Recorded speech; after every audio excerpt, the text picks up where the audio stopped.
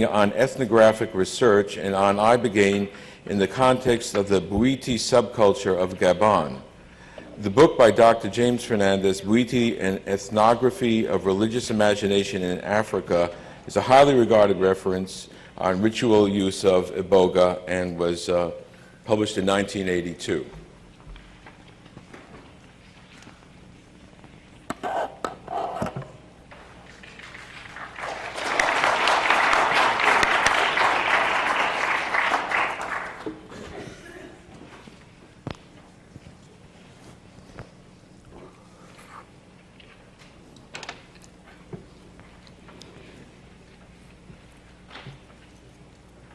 I have a deep case of bronchitis, but then Chicagoans always have difficulty making them understood when they come to the first city. We move here from the laboratory to the field, which is often called the ethnographic laboratory or the ethnographer's laboratory in anthropology, but of course it is not a laboratory in any real sense of the word, because the last thing we want to do is control or influence the ongoing activity which we're there to observe and to interpret. But anyway, it makes for a very significant shift from the materials that I found fascinating that have to do with the psychoneurological aspects of Ibogaine. I want to express the customary appreciation, first of all, to Ken Alpers, who's our whippersnapper here, who's admirable whipping together this conference, and amiable whipping together has been appreciated. And also to Howard Lotsoff for a very long time. Howard, even though I've moved on to other topics than Iboga and African studies, has kept me abreast of developments in this field and periodic emails more recently. So I appreciate the invitation of both Ken and Howard. It's been a learning experience for me. In fact, I queried both of them, why would you invite me, since my work on Iboga was done in the 50s, it was published in the 70s and the early 80s. I'm now working on other matters and not on Iboga. In a sense, our research on Iboga is that of another generation and of a different African context than the one we have today. It was the immediate end of the colonial period with a certain set of problems which are characteristic of colonialism and certainly were characteristic of that time, and which worked their way into Bwiti, into which found Bwiti of Western Equatorial Africa was itself working out. That work went on, as I say, and came to fruition, if that's a word we can use, in a series of articles, and in the ethnography of Bwiti, which has been mentioned. There's considerable material on Iboga use in Bwiti, and Bwiti ritual in that ethnography, and some other observations on its use. I also published a folkways collection on Bwiti music, much of it gathered under the influence of Iboga. It could be interesting. It's now in the Smithsonian collection as folkways has gone out of existence. Some of the multimedia interests that we had in Bwiti, because of the magnificent aesthetic impression that Bwiti left upon us, and I've studied about 7 or 8 different African religious movements in my career, and that seemed to be the most impressive of all, not the least because of the place of Iboga in it. I don't want to capitulate that work here. In fact, I'm not going to show slides. I'll use a 14th century technique of eye contact if I can make it. For this, in the 60s and the 70s, I showed in many institutions and many arenas my Fong slides. I feel they're of that period, and I'm looking forward to Dan Lieberman's presentation, which is very contemporary, and there'll be plenty of slides. Dan will show you plenty of slides on Bwiti. It really deserves its slides. Anyway, I don't want to recapitulate that work here, of my work on Fong Bwiti. It's available, as I say. But rather I want to make a few observations 40 years later on Iboga use in Africa and Iboga use in the West. In the drug-saturated societies of Europe and the Americas in which we now live. Time binding is an important social science concept for our understanding of what Bwiti through Iboga accomplished in response to the temporal disjunctions of the colonial situation. That and the recovery of effective sociability and effective working relationships with others was one of the chief accomplishments that Bwiti boasted of achieving and which in our experience, actually did achieve in the movements that we studied. In effect, I'm going to engage in a bit of time binding here myself. The first form of time binding is historical periodizing, and since that hasn't been done except by Dr. Alpers in respect to the 60s work of Howard Lotsof and the post-scheduling experimental interest in Ibogaine, which we've seen here, and its various chemical congeners, as a transitional drug for adduction interruption. Let me just sketch such a historical outline. Gutturell, Goldenhofer, and Sillans in our volume of collected readings also give a historical chart relating more to stages of the European pharmacological and investigative recognition of Iboga, and its attention to its special qualities and also subsequently to its toxic qualities. The prehistory, there is a prehistory to Iboga, but because it's prehistory and no ethnographers there, it's speculative. I think we can imagine that Iboga has had millennial use in ancestor cults of various kinds in equatorial Africa, where it's found primarily. And it's perhaps learned from the Pygmy, who are given credit for that discovery by members of Fan Bwiti, who live adjacent to the Pygmies in the equatorial forest. It's also the name Iboga, and I won't use the term Ibogaine here, but Iboga, the terms that are locally familiar. The term Iboga is also used by the Pygmies for their central ritual song dance, which every 5 minutes of my talk there will be an interruption to make sure that you're paying fully attention because without slides I'm at a little disadvantage here, so just prepare yourself. So we have this prehistory, and it really ends in the end of the 18th, early part of the 19th century, in reports by various explorers, including Bowditch in the early part of the 19th century, or at the turn of the century then, on a drug called Aroga, which he observed on the coast of Gabon. It must be indeed Iboga, because he describes it in a way that doesn't say much about it, but it describes it in a way that must be Iboga. Then I would take as a next periodization 1875 to 1915, and in which the colonial governments permitted use of Iboga in modest amounts in work gangs, in levees, in long portages, because it was said to increase endurance in these demanding activities, or at least distract the Africans from the onus of these activities.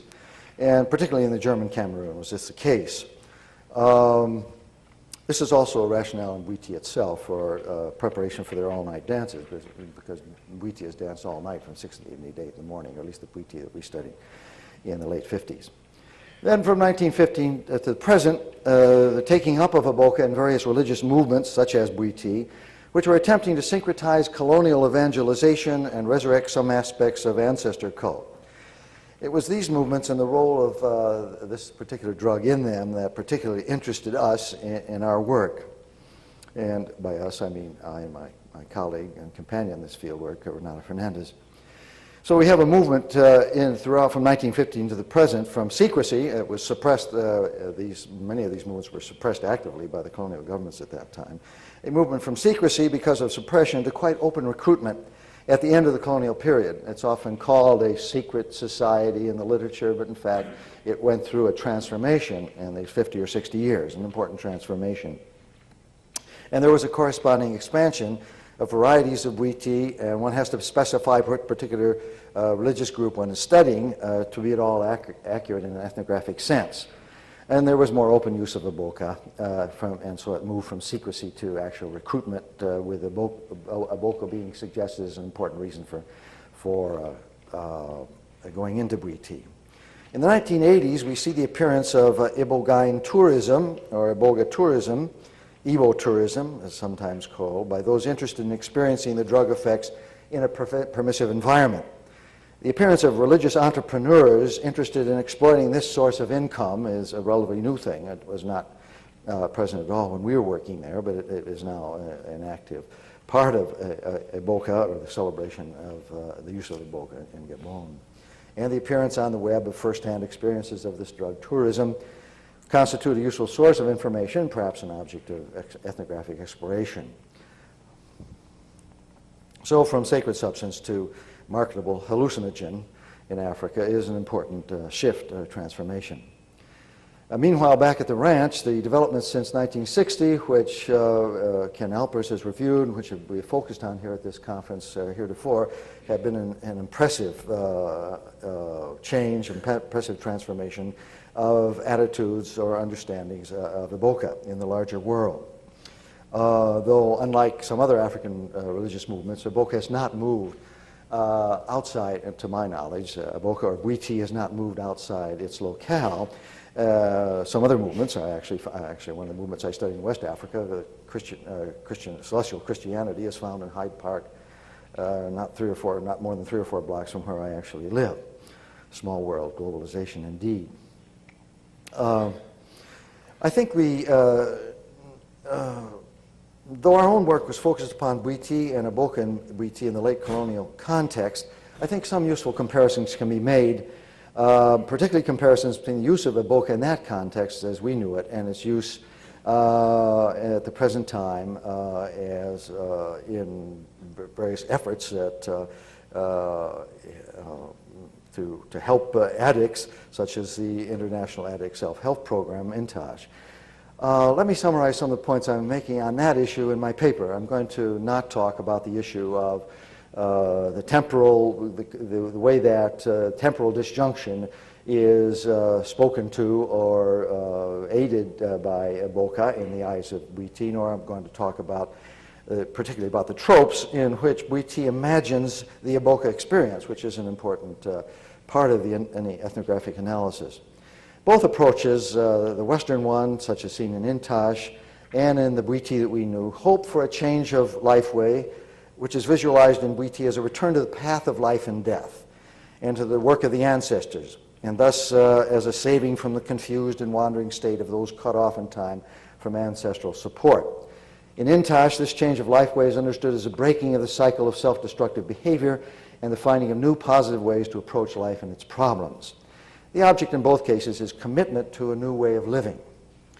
Franken points out, who's done the major work and who's here, I'm anxious to meet her, haven't had the opportunity yet, Goethe Franken points out in the end that this profound change is left up to the individual, in part because of the highly individualistic cultural tradition of the West, a point I want to feature in terms of cultural differences, and because of lack of funding for long-term support, something that we might think of affecting in a conference like this. Bwiti operates in a very collectivist tradition, or at least the Bwiti we studied, and may be seen as a response to the excessive individualism, the existential anxieties and pathologies brought on by colonialism and its temporal disjunctions.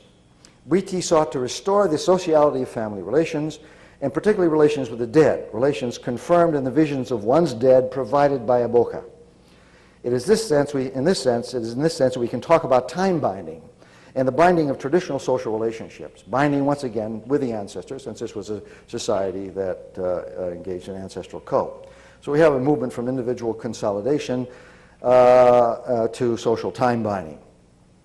While Bwiti depends upon these ancestral illuminations through Iboga, INTAJ carefully prepares subjects for this possibility, in part because of the frequent suspicion of mind alteration in pragmatic and production and consumption-oriented societies like our own, and in part because the addict must be prepared for the release of unconscious materials which might be troubling, as addicts often use drugs to suppress unwelcome thoughts and memories and to anesthetize sensitive personal psychic materials.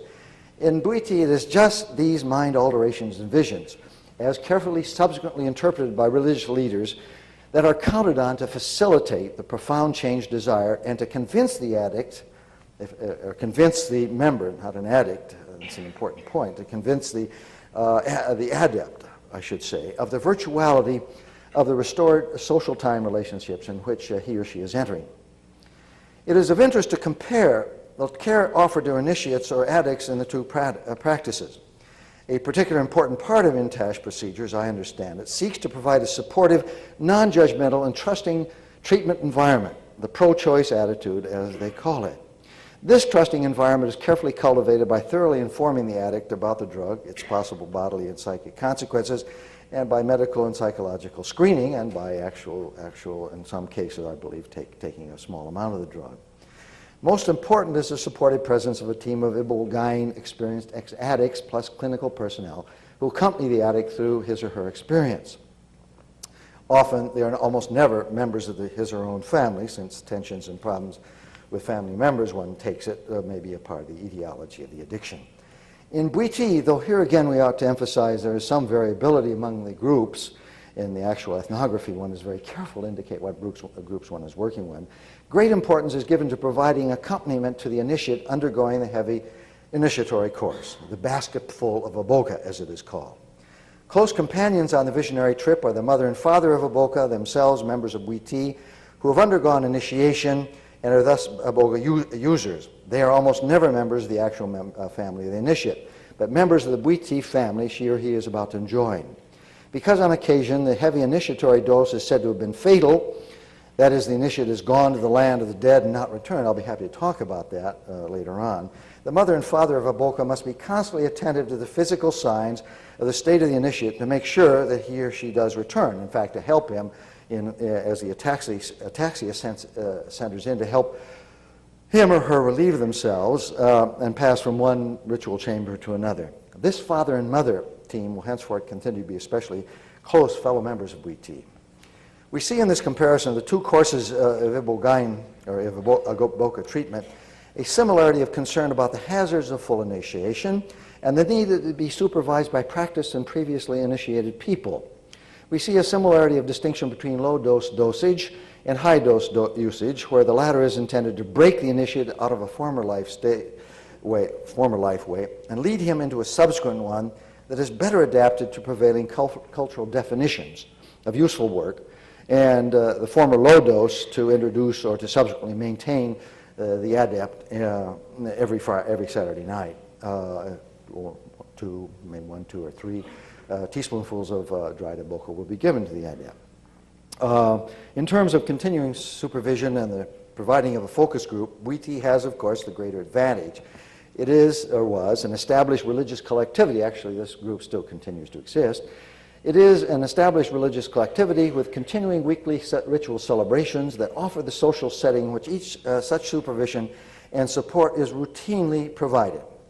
Of course, what we have here is not a controlled comparison, as we make this comparison, as that notion is understood in anthropology, where we try to isolate independently causative variables, but a revelatory one nevertheless. The comparisons which can be made, however, show us similarities and differences useful to our understanding, I believe. Similarities in respect to patient or initiate care during the initiation process, 2 kinds of Iboga use, mild and heavy, and differences in respect to notions of personal growth and differences in respect to notions of personal growth and change, the meanings of the recent, the long-term past, the given culture, and to the necessity or the lack of or necessity of social boundedness. But in this regard, Bwiti is much more collectivity-oriented, I repeat myself, and retrieval of the past oriented than contemporary medicine, whether corporeal or psychiatric. Putting a patient back on the right path means binding him back into the collectivity in time and space. In Western culture, the reality of the individual is such and his self-realization so important that therapy necessarily aims at personal change and growth. The whole notion of time and social binding, though not irrelevant to our understanding of the human condition in general, that was about 2 minutes late, actually. The whole notion of time and social binding, though not irrelevant to our understanding of the human condition, may seem too restrictive in Western context. In any event, what differences these differences in cultural orientation make in the effectiveness of Iboga or Ibogaine therapy is an important but open question. Until we have ethnographies more specifically aimed at providing an answer, ours certainly wasn't. And while we have many contemporary ethnographies in anthropology and sister disciplines on many kinds of Western addiction and their treatment, from alcoholism to crack, we do not have, for obvious reasons perhaps, that kind of long-term participant observation, ethnography is by definition long-term, of attempts at drug-assisted transition from addiction. Conferences such as this might well serve the useful purpose of moving ethnographers towards that commitment. I would certainly say that would be a consequence for myself personally and the many, many students we have at Chicago. I would suggest to them this is a possible topic of ethnographic research. Well, here's a conclusion. As should be clear from our discussion, and of course this is a subset of the argument, as I said, as it should be clear from our discussion of our study of Iboga, it took place at a certain time in a specific cultural context, in a context which categorized reality in a significantly different way than is customary in the West in respect to the relationship between life and death, for example.